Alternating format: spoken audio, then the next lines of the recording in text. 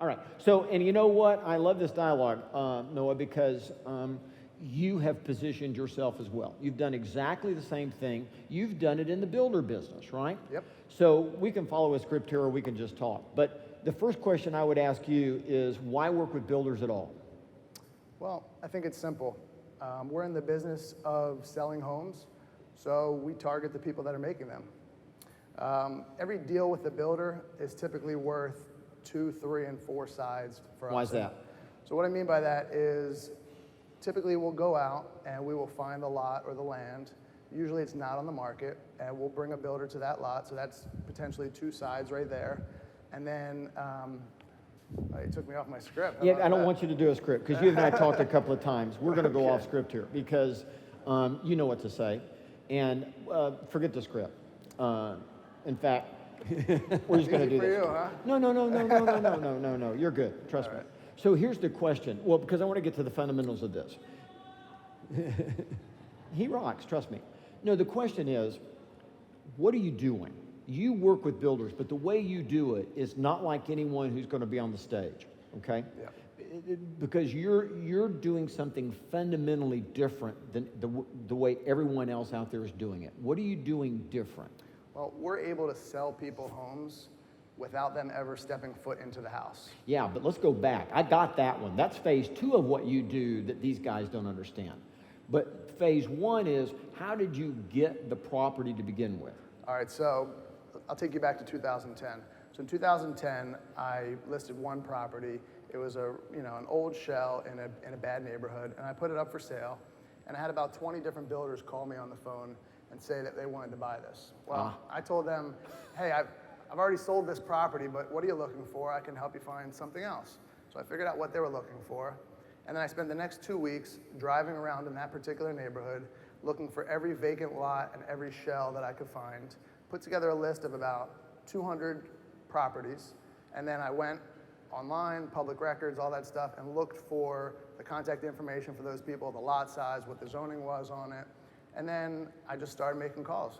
Hey, Mr. and Mrs. Seller, I know you have a lot for sale. I have some people that might want to buy it. Would you be interested in selling it? So I got a lot of people that hung up on me. Were these lots for sale, or No. were these vacant lots? None of these were for sale. Okay, because you just said you have a lot for sale, but I know that's not what you meant. You have a lot. You have a lot. You have a lot. Yeah.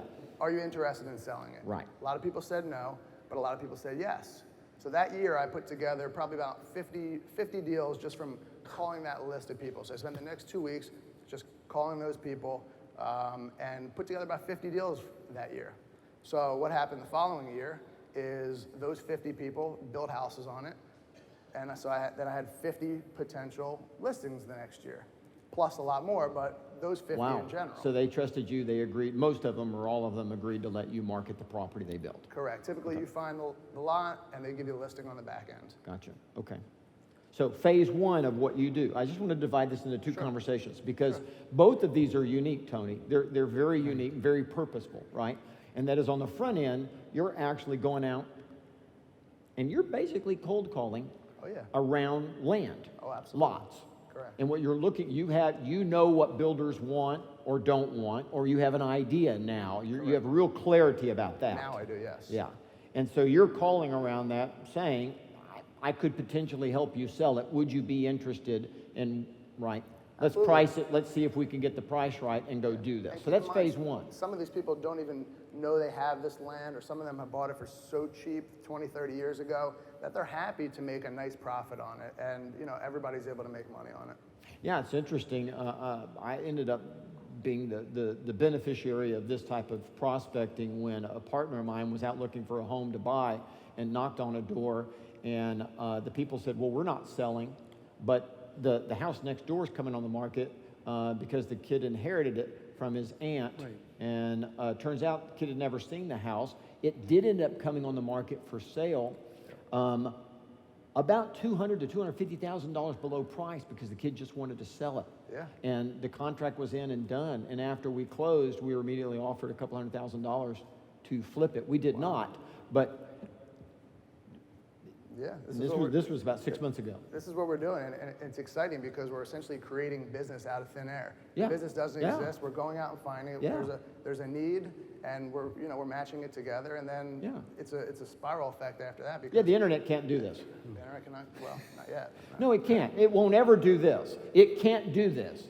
It can facilitate, but it can't do that specifically. It can't put those things together and make that happen. Yeah, absolutely. Yeah, it can't do that. So then there's a flip side. So that's one segment of what you do. Right. You help builders find property. Correct. So that's stage one. Find the land. That's the main thing. You find the land, you get the listing on the back end. Then from there, what we do is we help the builder understand what it is that the essentially highest and best use is for the property. So what is the best product to put on that particular lot or lots in this particular market? Right. So that's step two. Once we have figured out exactly What does that research look like? Or what does that information look like, Noah, that you sit down with the builder? Is that just a cup of coffee and a discussion? Or is there statistics or data? Is there something you're putting in front of them? So honestly, it's just knowledge of the market. So I can go into one neighborhood where they're selling $1 million homes, and I can go into another neighborhood where they're selling $250,000 homes. And I know not to put the $1 million, 5,000 square foot home into the $250,000 market. So it's honestly just knowledge of the market. It doesn't matter where it is. Wherever whatever the market tells you for that type of product, that's what you're going to put there. Okay. So one other little step further than that, you have to know the zoning codes because you can't just put whatever you want on any piece of property. Right, that's right.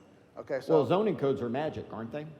they are. I mean, at the end of the day, yeah, I bought a piece of property, Noah, I don't know, maybe about 10 years ago, and all I paid, and it turned out it was a cold call. The developer needed to sell a piece of the property. I didn't make the cold call, the real estate agent did on my behalf, by the way.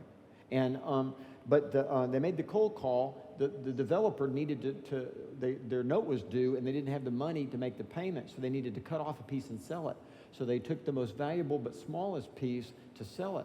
I think we paid maybe $375, $400, something in that range for the property. Yeah. And then we changed the zoning and sold it for 1.15. Wow. So it's important to note that. There's a bank there today. You drive by it every day when you go to work. Yeah. Yeah.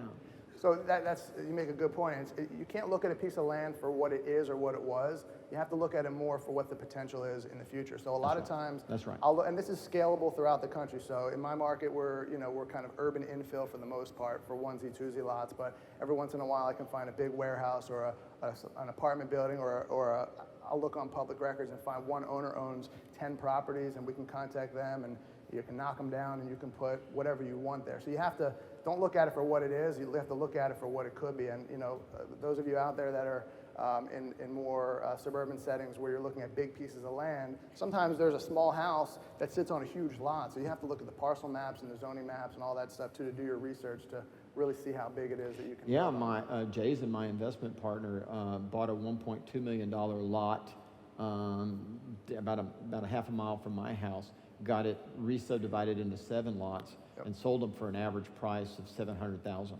Wow. Yeah, and sold them all out to builders in 30 days. Wow. I'd like to get into that partnership. Yeah, well, there you go.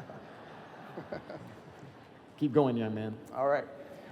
So, let's talk more about that You got partnership. his, Yeah, I was going, going to say, you got his mind going. Well, no. tracks a I little just bit. want to tell you, he did exactly Right. what you did, only he became the developer instead of just selling. He actually bought and again, subdivided it into 7 lots and just sold it. It's one of those things that happens. It doesn't happen every day, but you don't need to have that happen every day. But I'm involved in that sometimes too. So while sometimes I'll sell people land for them to build on and me to sell, sometimes they decide to just flip it for a profit, and then I basically take that piece of land that I sold them, we get it zoned, or I help them get it zoned for whatever's going to go there. Now all of a sudden it's more valuable. Now I take, let's say the total was $300,000 when we bought it. Now that land's worth $600,000 or $700,000. I take that, sell it to another builder, so now you make, you're making the commissions off of that, and now you've got another group of builders who's building the same thing, so you can potentially add another side to that. Now, there's a flip side of what you do. So the first side of this is your very methodical approach to finding potential lot here and there or piece that can be divided up. Yep. You're not doing subdivisions. You're finding parcels of land, and again, like you said, it's urban infill. So you Right. could actually be Urban finding infill, something that has to be torn down in order to, yeah. That's what I'm doing now. In my previous life, before I was doing this, I would look at large pieces of land, and I wouldn't even ever go to the property. I would just literally go click on the parcel maps and just see how big something was. And once I found something big enough that was vacant, I would just sit there and I would draw pictures on a piece of paper and figure out what you could build there. So you have to be able to kind of foresee that and visualize that as well. Now there's another half of what you do, and that is now that your builder is going to build something on it, what do you do? Okay, so now that we've figured out what we're going to build on it, so there's one half step before that. We figured out what we're going to build on it. We know what the product is, how much it's going to sell for, because we've run the comps and we know the product is going to sell for X amount of dollars. Now we have to know how much that's going to cost. Now that knowledge has come over time just from dealing with a lot of builders, and everyone's basically the same. But you have to know what it's going to cost. In my market, you know, the general benchmark is like $100 a square foot to build.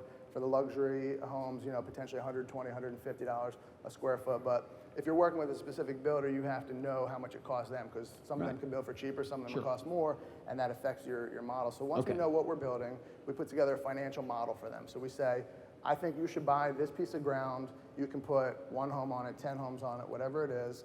Here's how much it's going to cost you to buy. Here's how much your closing costs to buy it are going to be. Here's what we can sell it for based upon the comps that I'm showing you right now. Here's how much it's going to cost you to build this particular house based upon, you know, my knowledge, and I know how much it costs you to build stuff. Here's how much it's going to cost you to sell it by paying me a commission and transfer tax and all the other fees that are involved. And here's what your profit is. And some people, some builders, not every builder is equal. Some builders say, I want, you know, my market, they say, I want 20% return on investment, 25% return on investment. And some people say, I want to make $75,000 a house or $100,000 a house. So not everybody's different. So that's part of my initial conversation with them. What is your strategy here? Is it a percentage? Is it a dollar amount? And once we establish that, we only present them opportunities that fit that criteria. Right. So now we have a house. Now we have a house. Now we need to sell it. Now we have a product. Or we have something that's fixing to be built. It hasn't been built yet. Correct. Now they bought into the project. Okay. So we got them now, right? Okay, got them. Okay, so now that we know what we're building here and the product that we're building, we create a brand and an identity for them. So what does that mean? So we first will create a name for the project if it's a big enough project. So we'll get a logo made. So typically where we get our logos, we go to 99designs.com. That's what I use. Oh, okay. Yeah. I thought you were telling me to stop. No. Keep going. No, 99 Design is a good one. That's a good one. Okay. Yeah. So we get the logo, we get the brand, the name of the project, and then we start creating our marketing material. So we'll sit down, we'll have an initial meeting with them. We say, tell me the specs that you want for the house. And we sit down and we create a really detailed building specs, which is what goes inside the walls, the type of lumber that they're using. I mean, every little detail that goes to building a house. And then we go floor by floor. How hard is it to get them to give you all that? A lot of times they don't know. A lot of times I have to say, hey, here's what other builders are doing. I think you should do this. And sometimes it's a suggestion to them, and sometimes they know. So sometimes it is difficult. But you know, I kind of tell them, I know this is the product that's going to work. This is what I think you should do. And a lot of times they'll do it. Okay.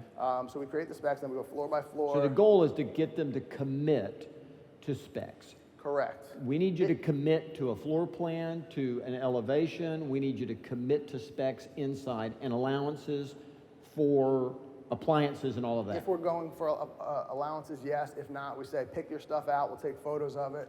We put a complete marketing package together. Gotcha. So we'll have, here's your floor plans. Here's your 3D floor plans. We get renderings of the exterior of the building, and now we're starting to do interior renderings. And I think on one of the next slides, or a couple slides, We're done with slides, buddy. We have some interior shots of so what we do here. Yep. That's the 3D floor plan that you're seeing right there, and then those are some of the interior rendering shots.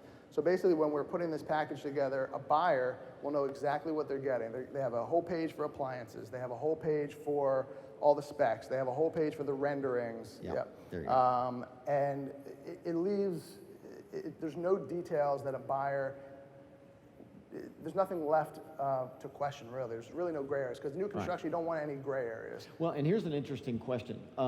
Do you think people prefer to buy something that is already built or something that they can imagine?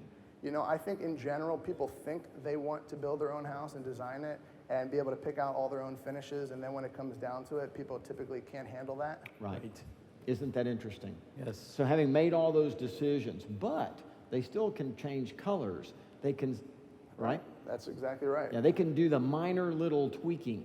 And you know, we tell a lot of our builders want to say, well, we can do whatever we want, and we try to get away from that because when you go That's exactly right. No, that's a can of worms. When you go and buy a car, they don't say here's the car, pick whatever you want. They say here's the car, pick the interior color, pick the exterior color, and a couple options. That's right. So we say the same thing with our builders. We're saying here's what we're selling, here's the house, here's what comes with it, and you have a couple colors that you can pick for the cabinets and floors. So here's my other question, and that is, do you find that people are attracted to the idea of the home being built versus there it is on the ground and I just buy that? Yeah, I think people are always going to be attracted to the quote shiny new object, and you know, being able to pick what they want and have it customized to their exact tastes. I think that's always going to be something that people are going to want for the foreseeable future. And even though they're not customizing that, they got to choose that before it was built. So they got to choose what that was going to do, which kind of feels like they're building it, when in effect they're not. They're not, and a lot of times they realize that while they wanted to have those decisions, they're not cut out for it. They're not designers. They don't know how to match the colors up with everything. You know, but having these specs and all this stuff makes it easy for people. And you know, we spent years putting all this stuff together. We put it on our website at phillyliving.com/megacamp, so people can go on and they can download this stuff and they can use it in their presentations. Say that again. phillyliving.com/megacamp. phillyliving.com/megacamp. And we have all that stuff people can download right on the website. Well, my experience has been that people are really attracted to the idea of blue sky. Yeah. So if you stand there and say, imagine your home here on this lot and a few planted trees and look what that could look like. Oddly enough, if people have the patience to wait 9 months or however long it's going to take to build that property, they're attracted to that. Yeah. That's a cool thing if they can wait. It is, and we have to create the marketing materials for them that it's just so vivid and so clear that, again, There's the trick. They never have to step foot into the house. 99% of the agents do the minimum. Yes. Even when they're doing a home that's being built, Tony, they do the minimum. They don't go to this effort. They don't imagine, they don't ask the question, how would I have to present the property that would sell pre-construction? Correct. And that's the question you're asking. You're asking a very specific question, Noah. You're asking that question. There's difference. There's new construction and there's pre-construction. While they're one and the same, they're very different. And there's people that can sell new construction, there's people that can sell pre-construction. If you want to sell stuff before it's ever built, you have to be able to get people to visualize what it is they're buying. They want to know exactly, they want to be able to close their eyes and walk through it in their mind and know exactly how it is. That's exactly right. That's right. What percent, just out of curiosity, what percent do you actually sell pre-construction, do you think? Over 90%. Dude, you are my new hero. Okay, last question then before we take a break. What's the downside to all this? This sounds too good to be true. I'm ready to sign up. So the downside is, well, there's a couple of downsides. Number one, potentially, I know you don't want to talk specifics on commission, but sometimes you have to offer a little discount on commission. It's not a discount, it's just negotiated. Volume Shut discount. up. Yes, just shut up.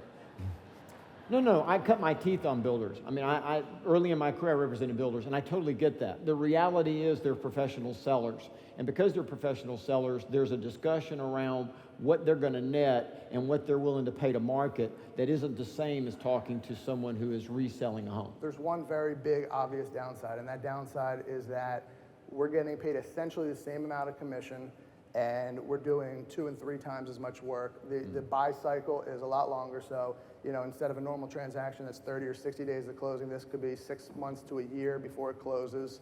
So the cycle's long. You're dealing. I don't think you're doing too bad. No. We're starting to figure it out.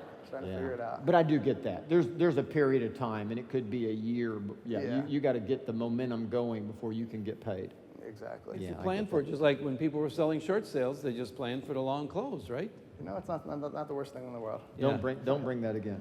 What's your pendings at the end of the year? Yeah, exactly. For the next This was awesome. Thank you. Thanks a lot, Okay, Gary. so we're going to take a break. We'll be right back. Get up and stretch.